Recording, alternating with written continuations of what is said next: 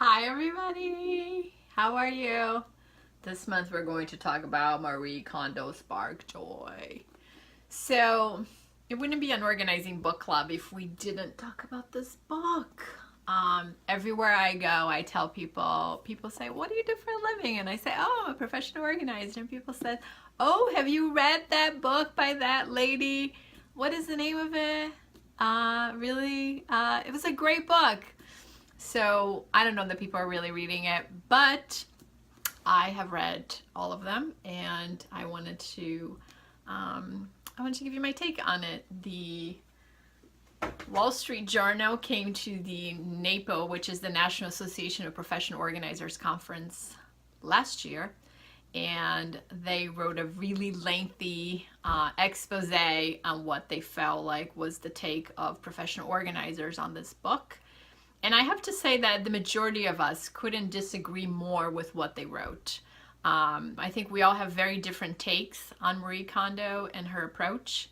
And she definitely has sparked something in all of us about our stuff. And I don't think as a professional organizing industry, we dislike her. I think she has brought a lot of awareness to what we do and to our relationship with our stuff.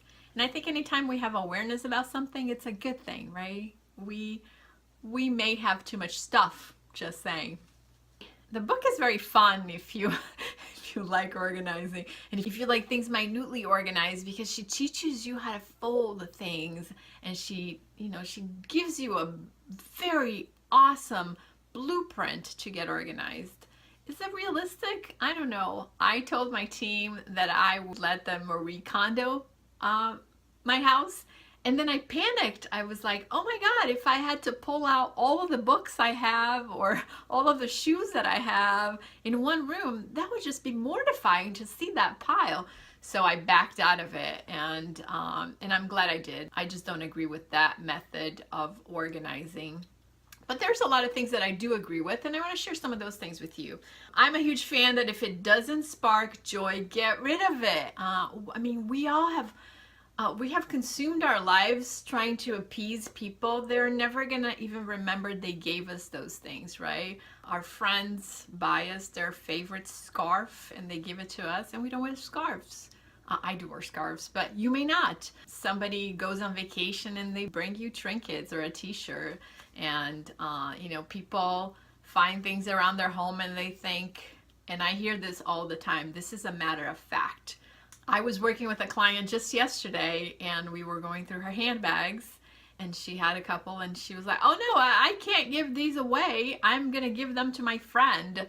And I'm thinking, does your friend even like, X color of purses? Does your friend even need a purse? One of them was broken.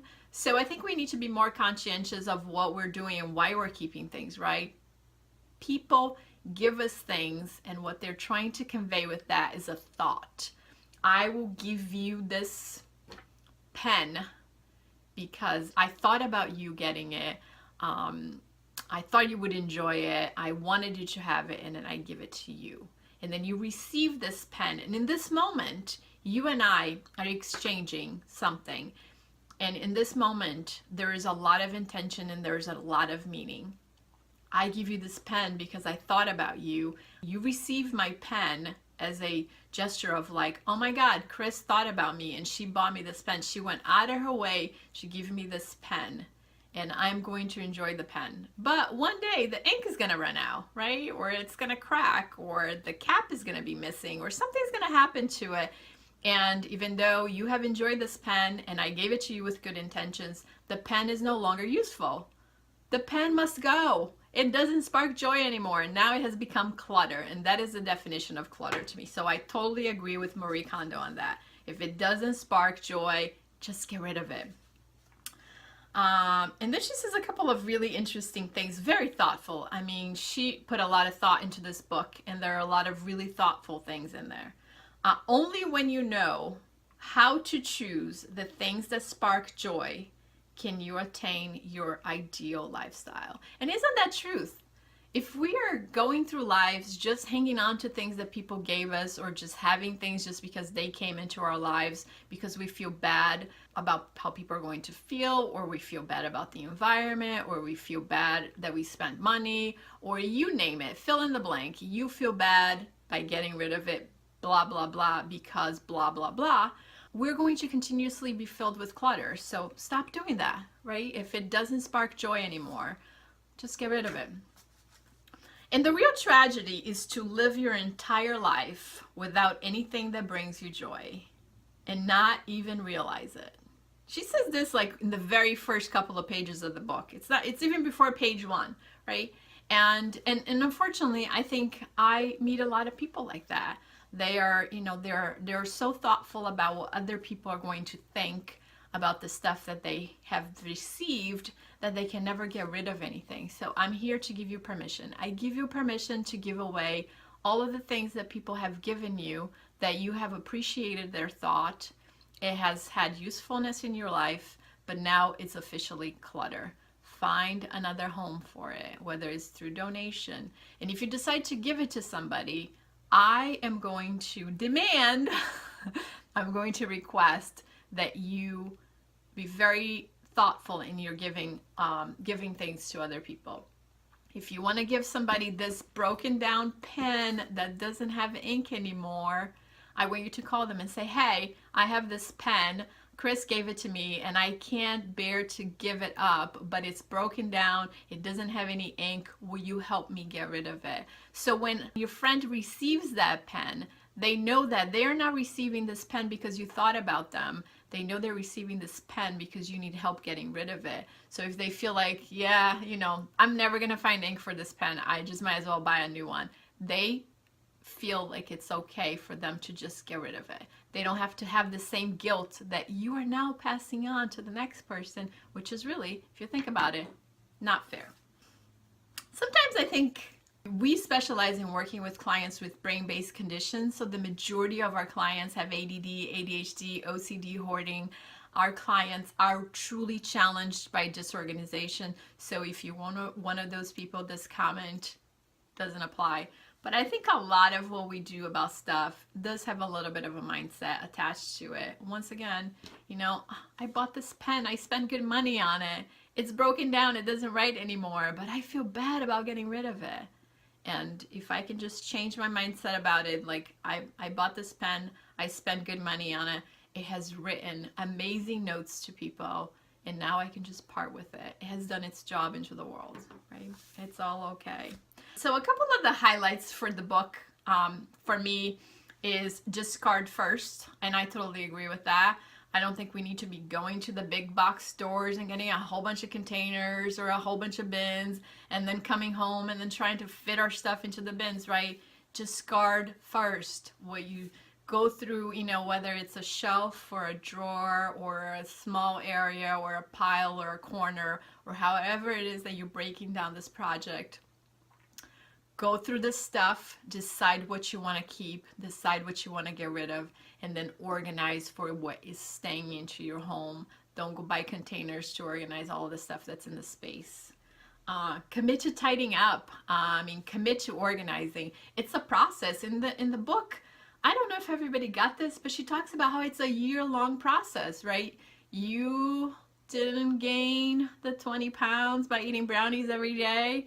You're not going to lose those 20 pounds in 4 hours. It's the same thing with our stuff, right? It took us time. We acquired it in different ways. It came into our home by gifts. It came purchases. It was thrift stores, through the mail, you name it, right? That's how it came. It's going to take a little bit of time to leave. It's not going to be a magic wand process.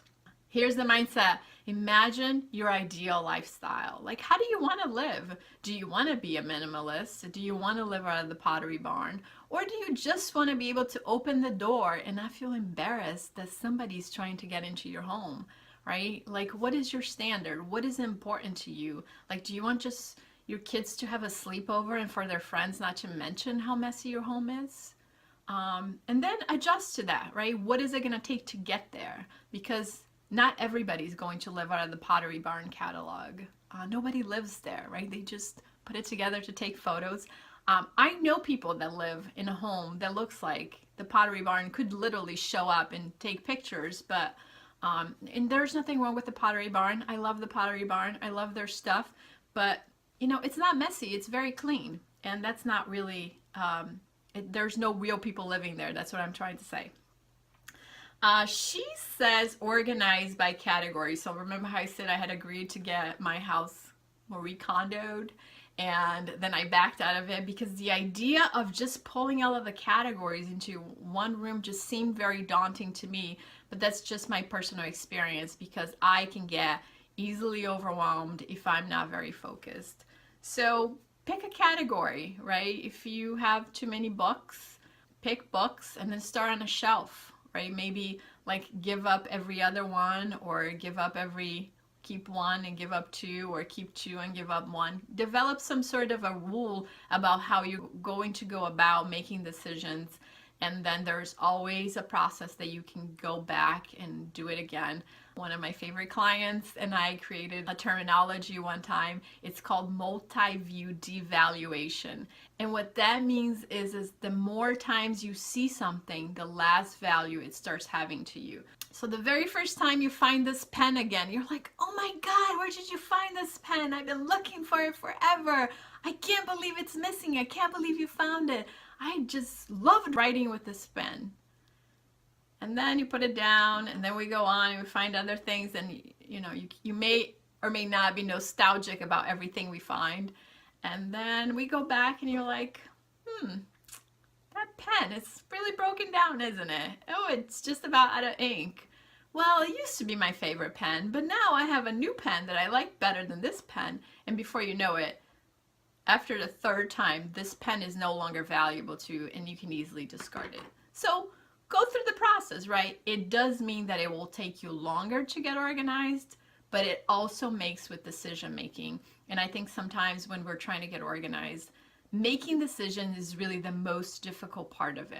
If you delay from making a decision about this pen, and you delay making a decision about this, you know, this other pen and this other pencil and this calculator, before you know it, you have made no decisions. So force yourself to make some decisions.